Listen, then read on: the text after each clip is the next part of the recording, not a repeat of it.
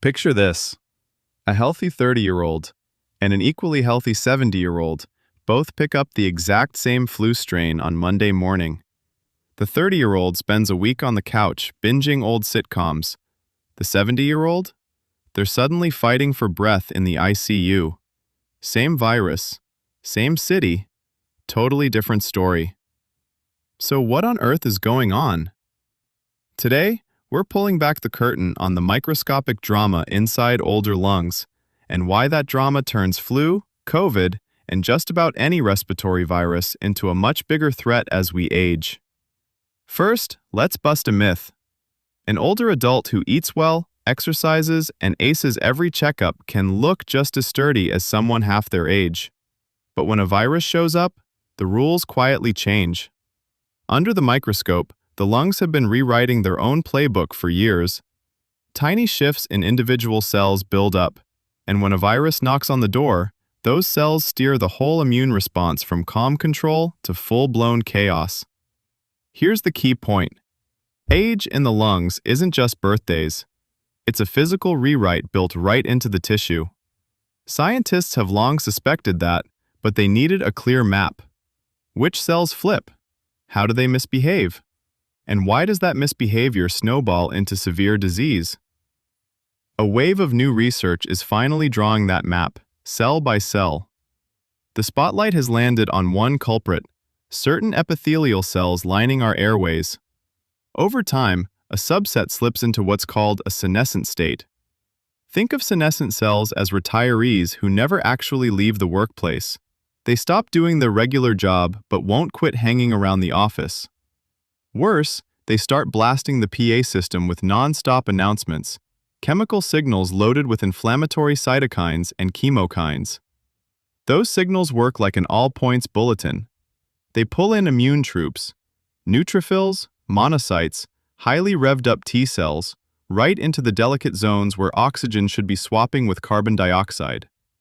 The virus may be cornered, but the neighborhood turns into rush-hour traffic. Congestion, spilled enzymes, collateral damage everywhere.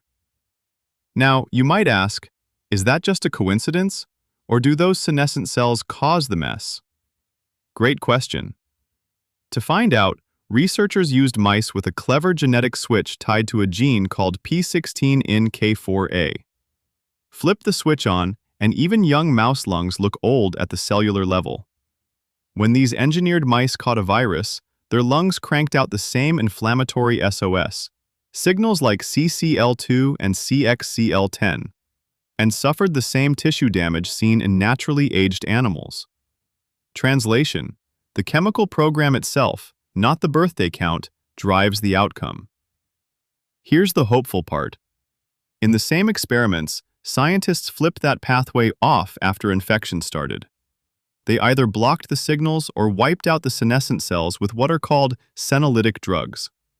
Almost immediately, inflammatory markers dropped, immune swarms thinned, and the lungs held their structure. Blood oxygen levels stayed safer, and survival jumped. Let that sink in. So a tiny fraction of misbehaving cells can set the tone for the entire lung response. Instead of framing older adults as having weak defenses, the research reframes the issue as a mistuned defense, one that might be retuned. Picture the lungs as a soundboard. Push the P16NK4A slider up, the music distorts. Pull it back down, clarity returns. That's why this work is exciting. It gives us knobs to turn, not just symptoms to watch. Looking ahead, imagine adding anti-aging for lungs to the toolbox right next to vaccines and antivirals. Short courses of senolytics after exposure could act like sandbags before a flood, keeping ICU admissions from spiking. Public health planners might track a community's senescent burden the way they track diabetes or heart disease, fine-tuning booster schedules or surge capacity for nursing homes. In that future, age stops being a fixed sentence and starts to look like software you can patch. Routine checkups could include a quick senescence panel, and high-risk patients might get a preventative tune-up before virus season, more like rotating the tires than rebuilding the engine. Before we wrap, let's bring this home. Ask yourself 3 quick questions. 1. Do I know which older folks in my circle, including me, are fully up to date on flu and COVID shots? 2. If older immune systems respond slower, what can I do right now? Better ventilation, masking in packed indoor spaces, maybe cutting 1 or 2 high-risk outings to lower the viral load they face. 3. Do I have an action plan if someone does get sick? Who do I call? Which urgent care or telehealth service do I trust? And what symptoms will flip that switch from wait and see to move now? So here's what we covered today, rapid fire. First, a handful of aging epithelial cells slip into senescence and start blaring inflammatory signals.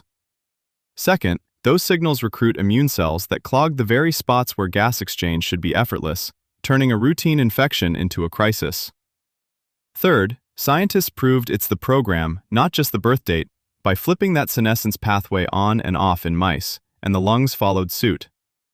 Finally, shutting that pathway down, using senolytics or blockers, eased inflammation and saved lives, hinting at real-world therapies on the horizon. If you remember nothing else, remember this. Severe flu and COVID in older adults aren't just about getting old. They're about a tweakable cellular program. Vaccines, good habits, and soon, senescence-targeting tools can stack the deck back in our favor. Take one small step this week. Schedule that booster, improve the airflow in your living room, or jot down your emergency treatment plan. Little moves, big payoff. This has been your 10-minute dive into the quiet lung changes that turn a cold into a crisis. Stay curious, stay proactive, and I'll catch you next time.